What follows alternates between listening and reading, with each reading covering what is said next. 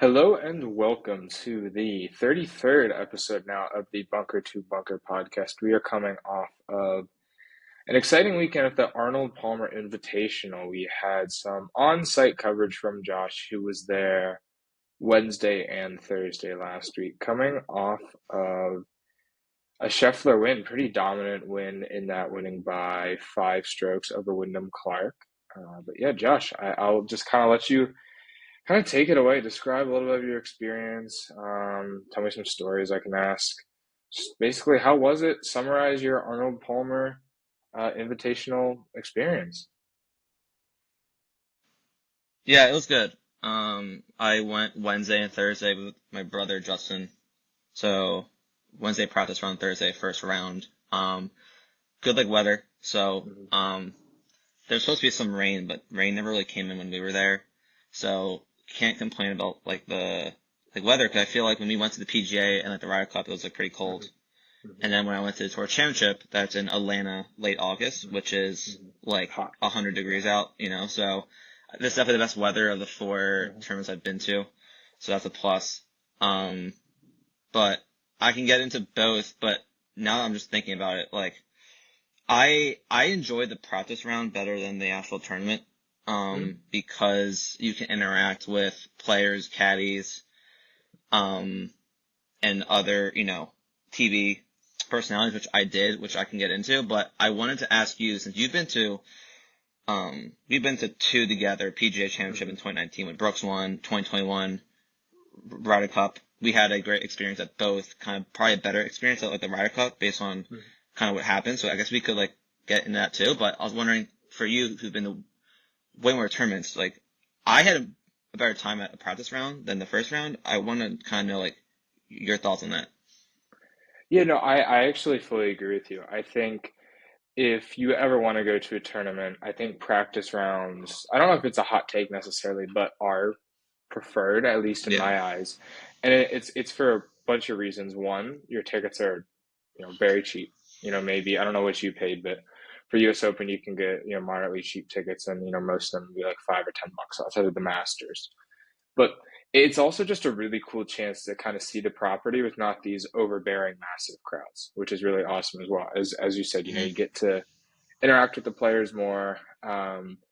It's also nice because sometimes golf tournaments, the days can drag on. Your ticket's good from first shot to last shot, so you theoretically should get there 7, 8 in the morning and stay till 6, 7 at night. So it's kind of nice to show up at like 9 a.m. and leave at like 5 p.m. and you probably get to see more. You can walk all 18. You can go do this, go do that. Yes, you're not seeing the competitive play, but you're also kind of seeing the side of golf that isn't really televised. Them hitting crazy shots or watch them decipher a green to try and learn where the flag is. So I fully agree with you. I think that practice rounds, I wouldn't say are, I guess I'll say they are better. Obviously, tournament play has a lot, more to offer and can be a lot more fun in that matter. But no, practice rounds can definitely be a lot of fun. I will say. Yeah. 'Cause I remember at the Ryder Cup that one night when we came into the parking lot and Mm-hmm. like someone told us that they haven't moved from from their parking spot Mm-hmm. maybe for an hour. Mm-hmm. So we're like, all right, let's just go back. We went back in, which I don't know if we were even supposed to even come out No, and then come back in, but no. we walked the entire course, got some good like pictures. Mm-hmm. Mostly from you taking, the good pictures besides me, but Yeah. that's what we kind of did too, because like Mm-hmm. the stretch of 4, 5, 6. So 6 is their like the famous hole that like Mm-hmm. Bryson kind of did his whole like celebration Yeah. on, and then like 11, 12, 13, they're in complete opposite areas. So you really have to just commit to one area. So Mm-hmm. we didn't really see 11, 12, 13 ish on Thursday. So we made sure to walk that side more during like the practice round. Mm-hmm. But yeah, the practice round is just you know I sent you. I also tweeted out like we got like a selfie with like Jordan Spieth, which a lot of people were texting me being like, "That's really impressive." But if you go to a tournament and you interact with like Jordan Spieth, he interacts with everyone. It's really not that impressive.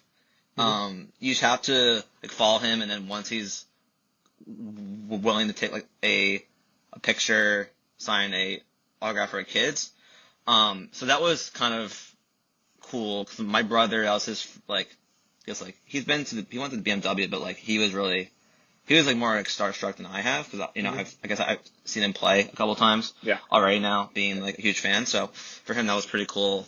Hmm. So that was kind of one of like the highlights, but I guess another highlight of the practice round specifically was we stayed after, as you said, like you can stay till 5, 7, at night.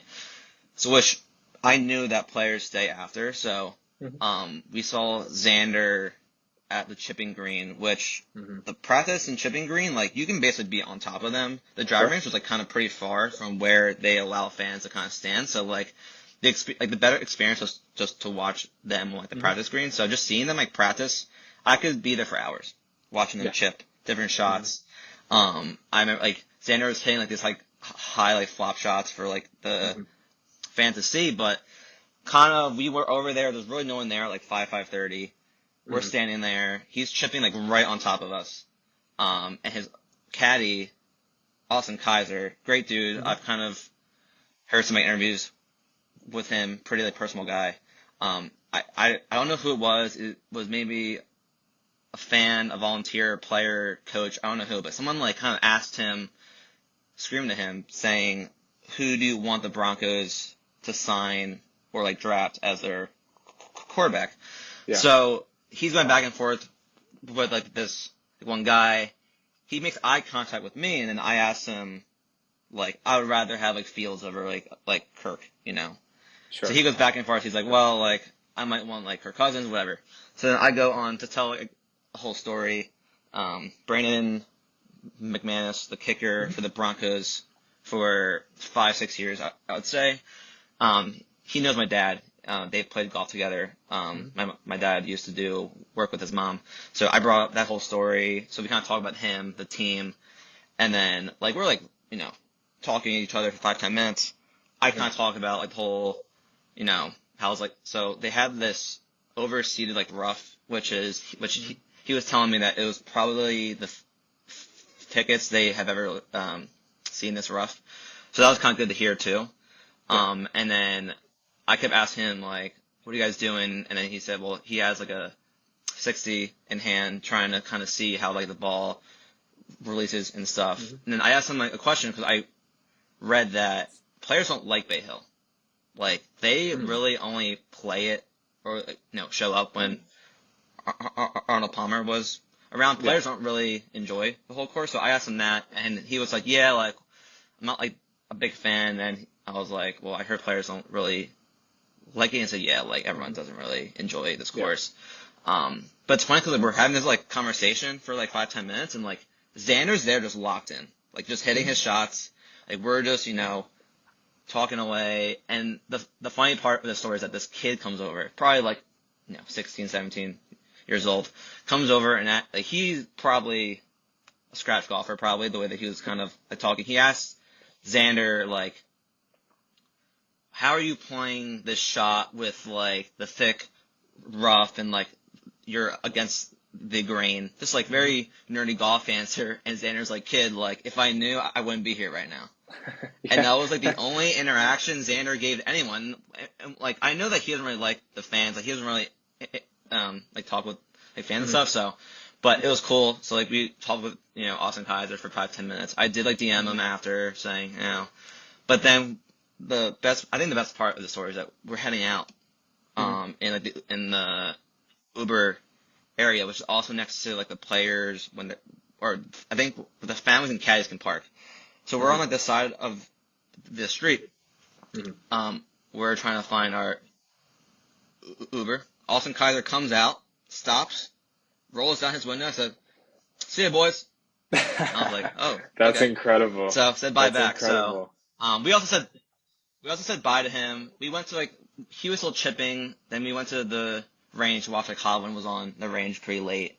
Then we Yeah. walked back and we see Kaiser and Hmm. Xander walk across the green. So like, oh, see ya, boys. And that's when like, Xander was like, "Oh, nice, Yeah. seeing you guys and stuff." So that was like a pretty surreal moment. I think that Sure. when that interaction happened, I thought like press rounds are so much better. You have these Hmm. like interactions.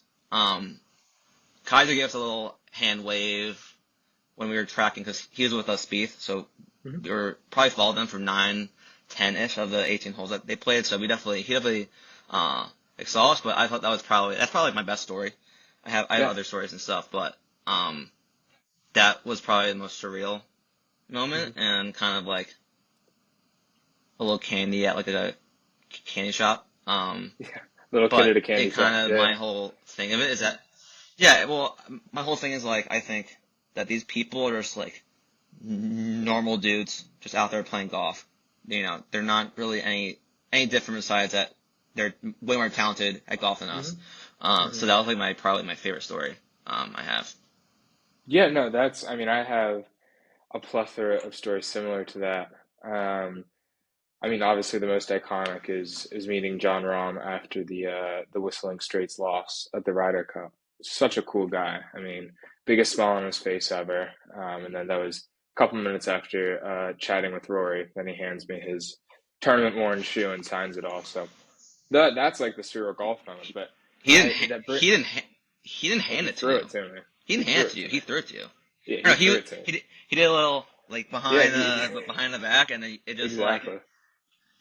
I Oh feel like you man. were in that moment where like the ball's coming and like the shoe's coming. It's like very like slow motion. You're like da na na, like Oh yeah. whatever No, that like music is, and yeah. If usually you the want to talk person misses about, it hmm or catches yeah, it. hmm full on blackout. Couldn't. I could recite bits and pieces of chatting with Rom and then catching the shoe from Rory. Couldn't recite any more than that. Glad I have pictures to tell the story. But that brings up the story of the first time I ever met Daniel Berger, which is actually uh 2019 U.S. Open at Pebble Beach. It was the Wednesday practice round.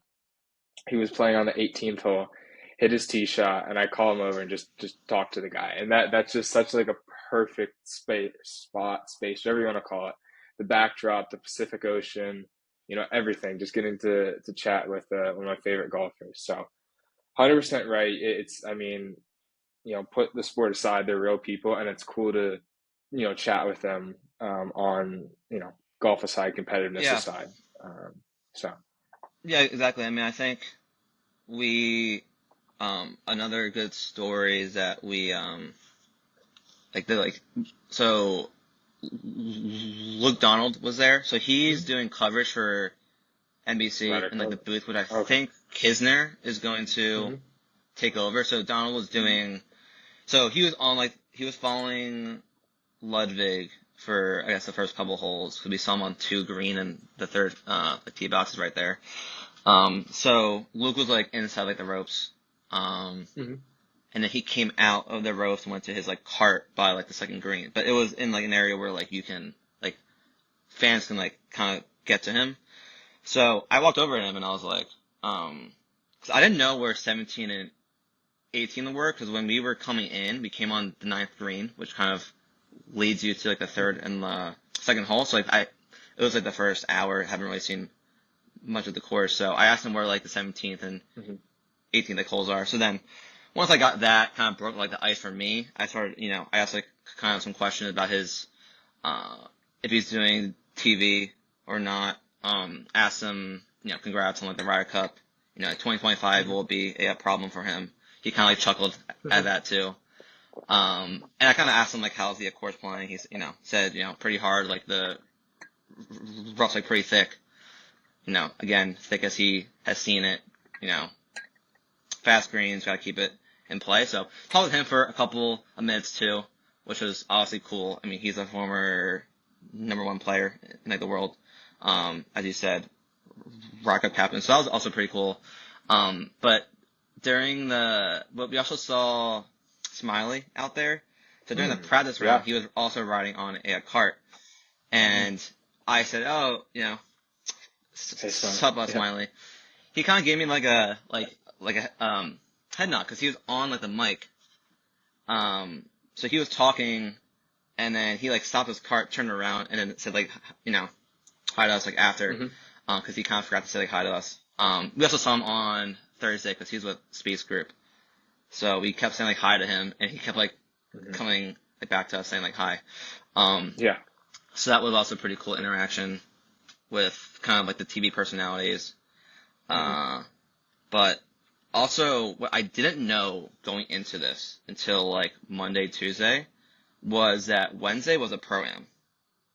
So it's Okay. one golfer with three amateurs who are either celebrities, sponsors, Hmm. members, I assume.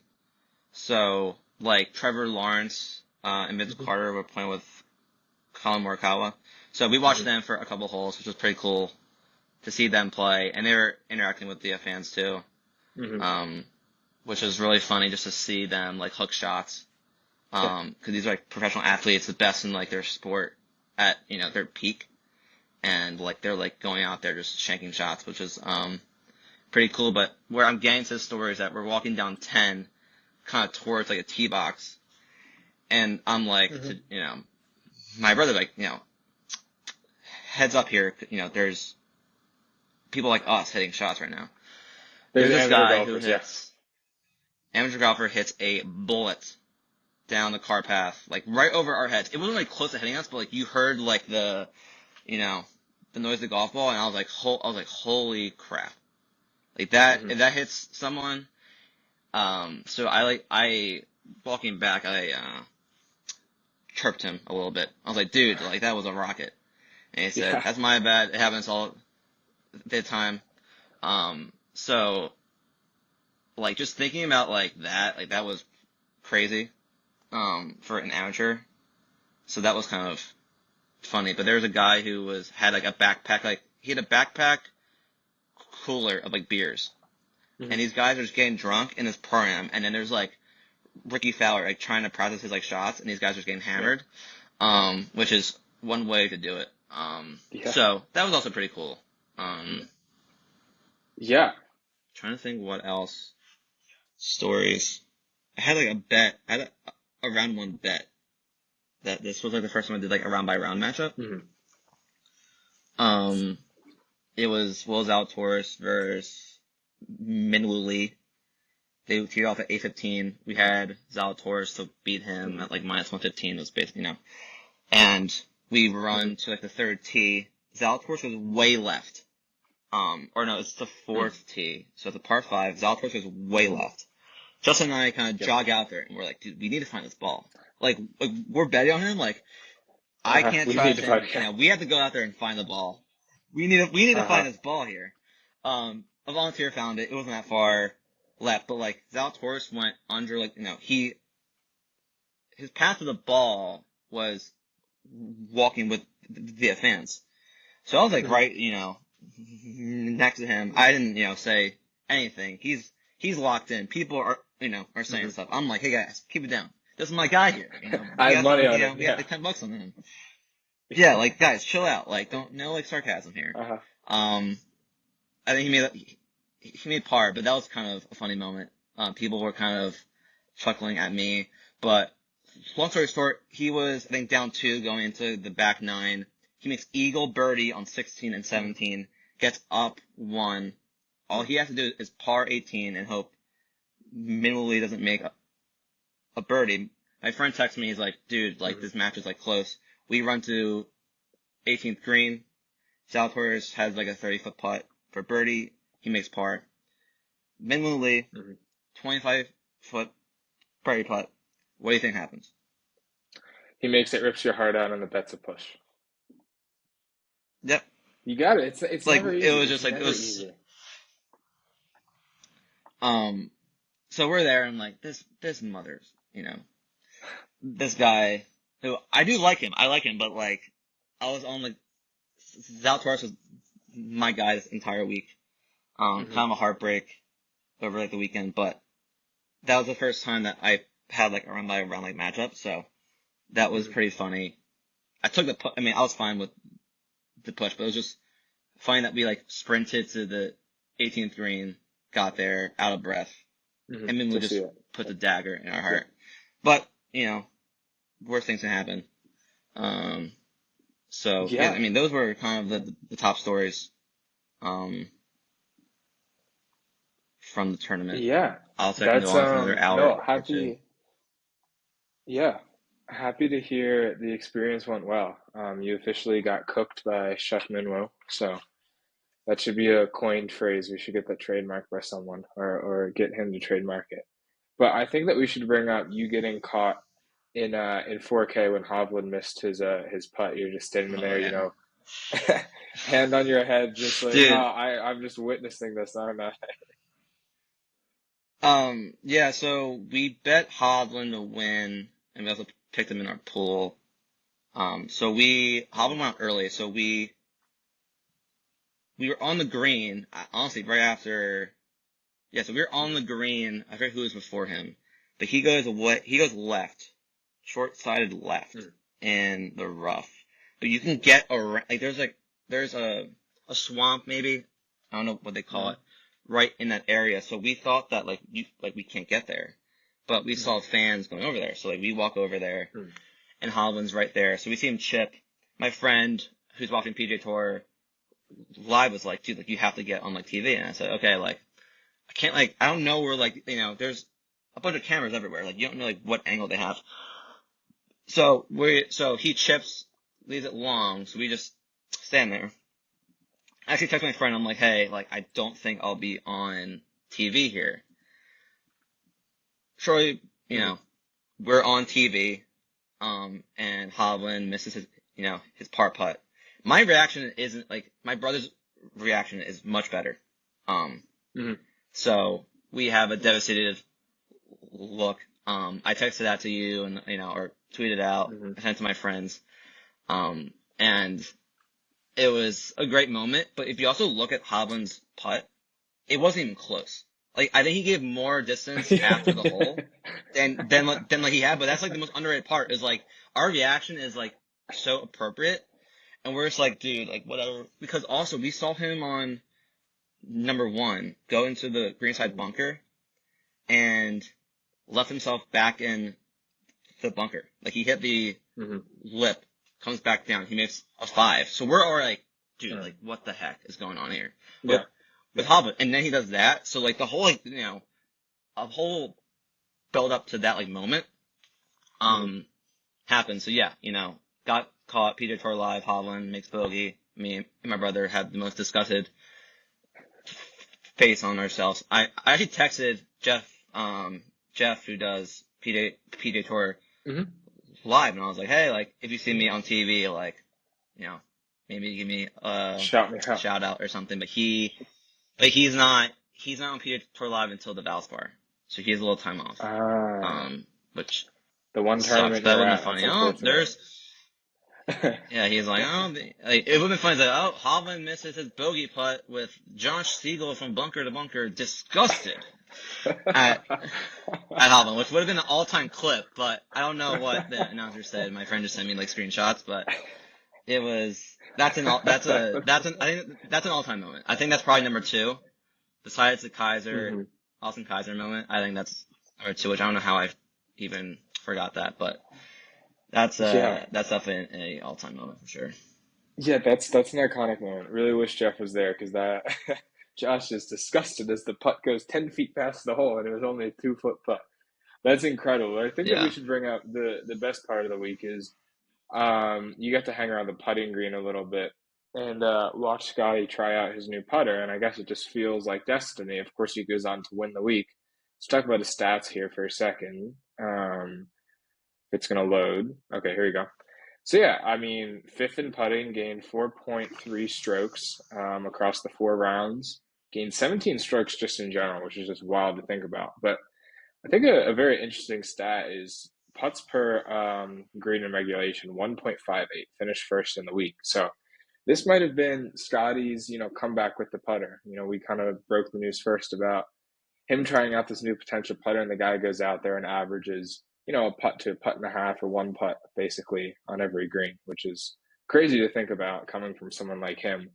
There's a really funny clip out there of Scottie Scheffler hitting like a 45, 46 foot putt. And Max Homa said it's probably better if he doesn't even aim at the hole. Just hope it goes in at yeah, that point. So, yeah, pretty interesting to see the putter kind of turn around the week that you're there. yeah. I mean, he's putted. I mean, he won in 2022. I mean, we also like the Mm-hmm. putter. He had to make a change.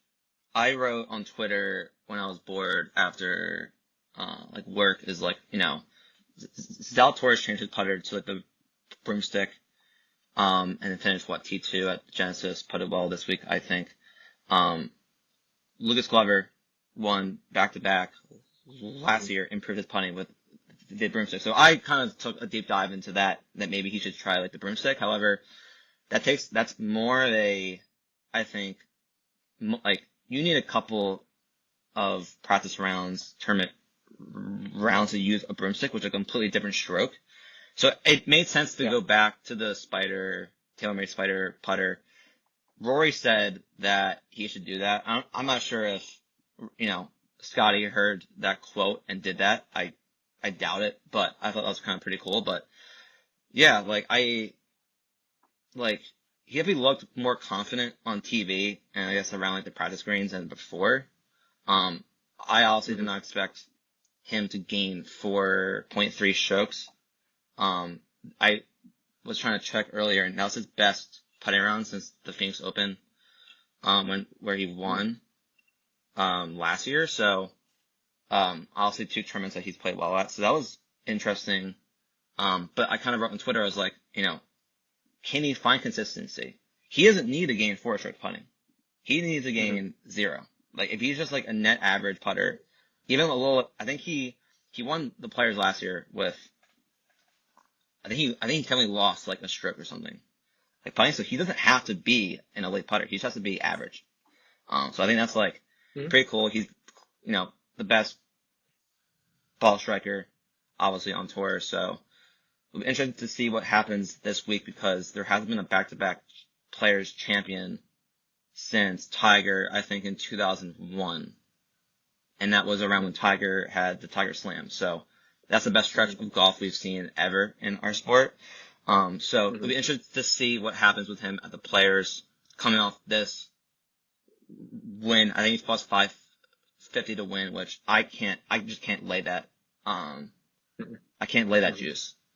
I told my friend that I couldn't bet Scottie plus 650 to win the API, and then he won. So definitely improved. Yeah. I did make it a goal to get a video of him putting, because I know that would do views on social media, which I don't try to grab like views, but I thought that would probably be a good insight just for people to provide like value. So, Hmm. um, who knows? But we're on to like the Players, and uh, it was kind of cool to see him practice with his putter, and he did well. But if he can find consistency with it, he might win every tournament. So Yeah, yeah, you're very right there. And you never should lay the juice plus 650. I mean, he's plus 500 right now on DraftKings to win the Players, and I guess that's a good segue into the Players. I couldn't tell you the last major tournament that I've seen, and obviously the Players is not a major. I think I don't know if it's better than the Phoenix Open. I've always thought it's the best tournament outside the 4 majors. I know the Phoenix Open is just almost up there. I just like the Florida viewpoint a little bit more. But anyway, I can't remember the last time that I've only seen 2 players that are 20 and 1, 20 to 1 and under. So we have Scottie Scheffler at 5 to 1, Rory at 12 to 1, Xander at 20 to 1, then everyone else is below 20 to 1. I could not tell you the last time I've seen that. I like that is just so crazy to me. And I don't know if that shows the dominance of Scottie, likewise with just Rory just being Rory perennial there, or kind of the weakness of how bad every other top golfer is playing. I don't know if you have any input on that because that's just so wild. I mean, you can look at these and grab someone like a Tom Kim at 60 to 1, or a Jason Day, Jordan Spieth 35 to 1, Fleetwood 40 to 1. Like, you know, any other given week, those guys are in the low 20s. So I'm kind of curious why you think the board's reflecting that. yeah, I mean Scotty, I just don't think these guys are just there's not outside of Scotty like who's playing consistently good golf. Like Mm-hmm. honestly, like after like JT's playing like 6 of his last 7 tournaments he gained strokes from approach. He had that bad week at Genesis, but I give him a pass. So I think I bet him last night 25-1, which I thought that number would switch, but I think he's at 22 or 20. Um, so like I just think outside of Scottie, like Rory, he struggled everywhere else besides off the tee. He was working with Brad Faxon during the practice rounds, and then after each day working on his putter, he improved a lot from round 1 to 2. But I'm not sure how he finished that. But I just think Scottie is by far the most consistent player, and there's not really anyone else on the PJ Tour. So I think that makes sense. But as you said, it's pretty crazy. I can't think of a time that has happened since I've been sports betting, specifically on golf, so the last like 2-3 years. Um, Hmm. but that's really interesting.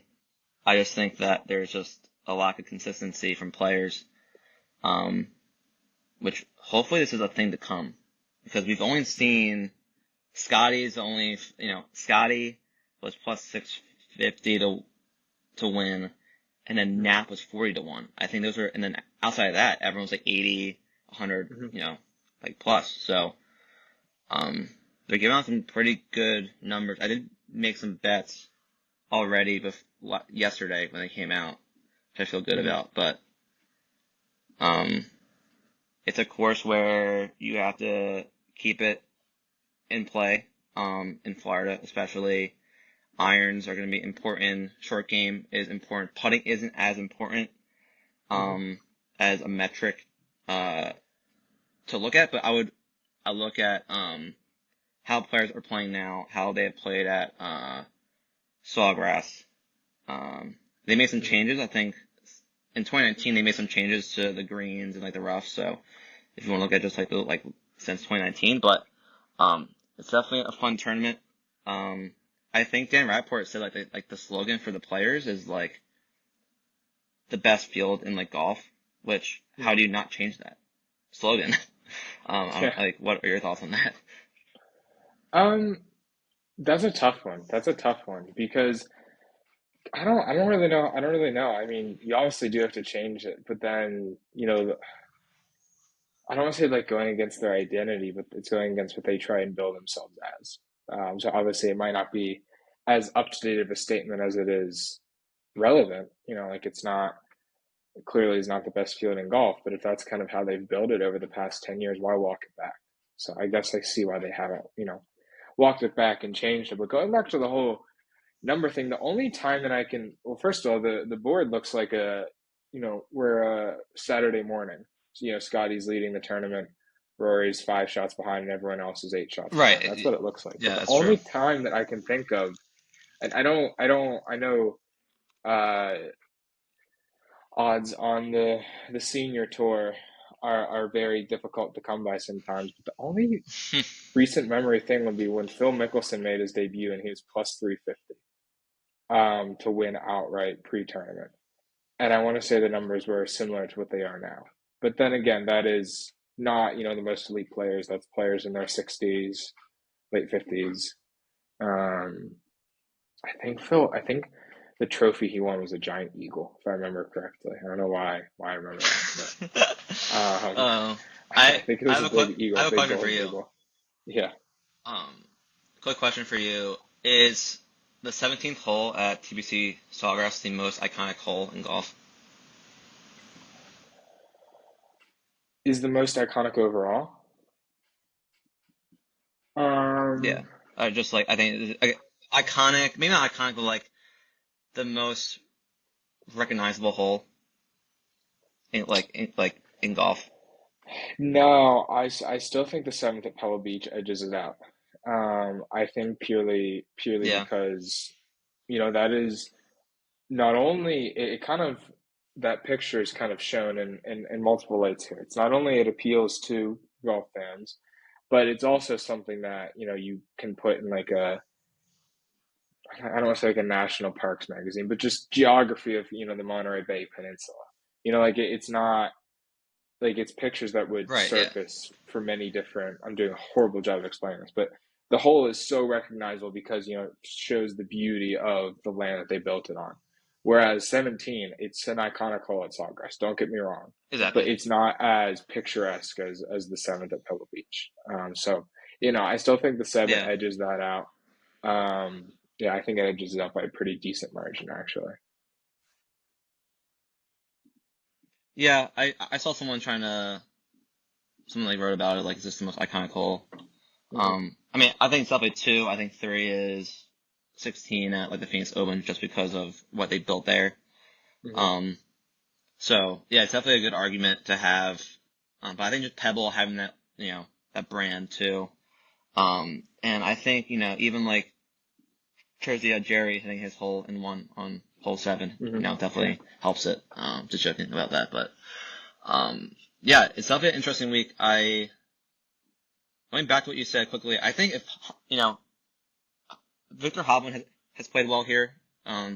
He's a T8 and a T3 finish, I think, the last 2 years. So I think if he was playing better golf going into the week, he would be probably in that 14 like to 1 range. But Hmm. it's definitely interesting um, week this week. I think the Players might be the next tournament I go to next year.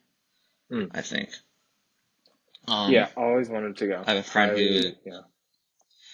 I have a friend he's moving down to Jacksonville with a friend. Hmm. So he's a friend of the program. So hopefully get down there next year just to have some free housing. But that is all I really have. I guess I kind of already went over Thomas. I'll probably bet like Zalatoris at 25. I've been backing him. He's going to win soon. And the other bets I have is I bet Hoagie at um 10,000 to 1, and I bet Harmon at 15,000 10,000 to 1. to 1. Uh-huh. Oof. And Harmon is now like 6,000. So his odds cut in half. But I'm not a big Hmm. fan of that. Harmon, like, he does play well on Florida and wherever the green grass is, I read, but Hmm. I took that purely off the number. But, those are my bets. I think JT's gonna be very popular. Um, I tweeted out my love-hate earlier, this morning, so definitely want to keep posting content. But yeah, it was a lot of fun. I hope the next tournament we can both go to.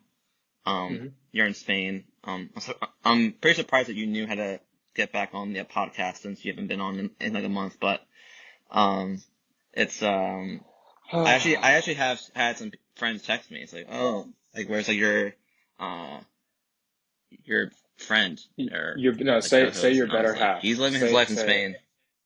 the better half of the podcast. The better half of the podcast. Yeah, and it Well, my sucks better because I'll half is be. Chase Johnson. So Yeah, no, I I'm won't be kidding. here next week, so you'll be taking that over again. But hopefully it should be back to regularly scheduled programming in April for me. Seems like I should be able to attend much more frequently. But yeah, outside of that, Yeah, no, just one. people are asking. So I um, appreciate it. and I appreciate it. I'm actually like serious. That's not just Yeah. trying to make you feel good. People are asking, but yeah, we're gonna keep trying to get guests, shoot our shot. Chase Johnson was a lot of fun.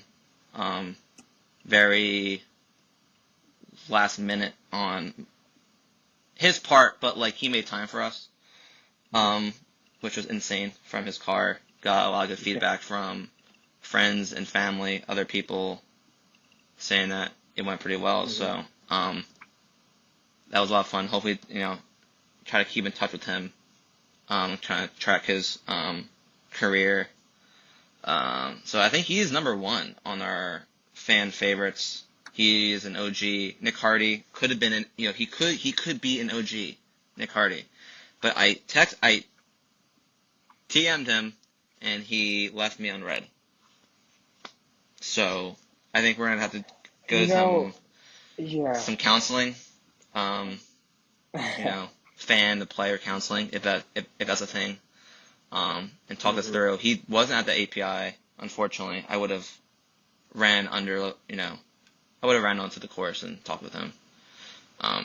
But yeah, appreciate Chase Johnson if like you're listening. So maybe have to find some other interviews next week. If you're out, I'll probably try to get my brother on. I don't have time this week to find Yeah. someone, but definitely try to get some interviews after this week.